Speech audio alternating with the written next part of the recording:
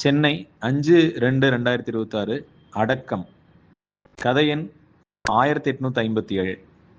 Thiruvalluvar, Kambar, Frederick ஹயக் இவங்க எல்லாம் சொன்னதை வைத்து பார்க்கும் பொழுது அழகா தெளிவா தெரிகிறது என்ன என்றால், அறிவு என்பதை இயற்கை பல்லாயிரம் பீஸுகளாக பிரிச்சு ஆளுக்கு கொஞ்சம் வச்சு விட்டுருக்கும் போல.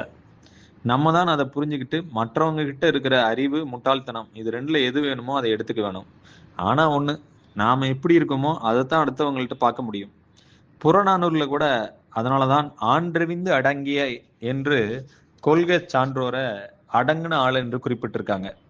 மிக நீளமாக பேசிக்கொண்டு போன என்னை வியப்பாக பார்த்து கொண்டே நாளை கோவை செல்ல வேண்டிய ரைடிங் பிரீச்சஸ் பூட் எல்லாத்தையும் பேக்கிங் செய்து கொண்டே கேட்டாள் மின்னலை.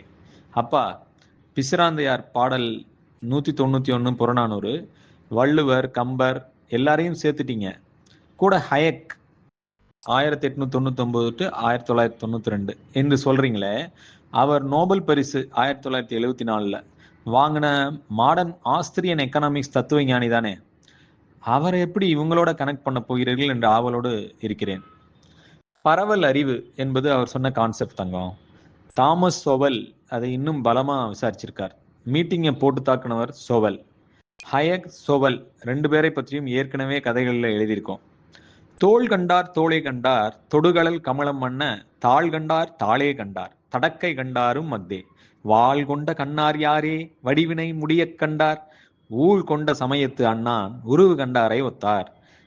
பாலகாண்டம் 1028வது பாடல், கம்பராமாயணம். அறிவு எப்பவும் இன்கம்ப்ளீட்டா தான் இருக்கும். கண், தோள், கை, கால் பார்க்கிறவங்க மொத்த நாலேஜையும் பார்க்க முடியாது என்று சொன்ன கம்பர், அதனால அடக்கம் அமரருள் உய்க்கும் என்று சொன்ன வள்ளுவர் எல்லாம் சொன்னது ஒன்றே. சரவடி ஜம்ப் ஆகி ஆஜரானார். அதனாலதானுங்க சார் நான் அடக்கமா இருக்கிறேன். பதில் சொன்னேன். ஆமாங்க, நான் இன்கம்ப்ளீட்டா இருக்கிறேன்.